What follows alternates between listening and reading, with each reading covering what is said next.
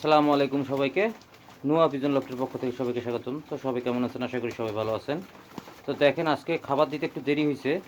এদের খাওয়ার অবস্থা দেখেন, দেখেন কি মারামারি ছিটাছিড়ি করে খাচ্ছে। দেখেন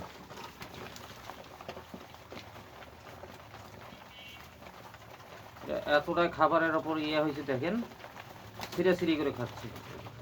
তো কবুতরের সামনে খাবার এরকম না থাকলে এরা এরকম মানে খুব যত্ন সহকারে খাবে। কবুতরের একটা আছে, নির্দিষ্ট সময় আছে। আর ওদের সামনে সবসময় খাবার রাখলে অনীহা মনে করে, খাবারের উপর রুচি থাকে না। তো এখন পেট ভরে ওরা খেয়ে নেবে। দেখেন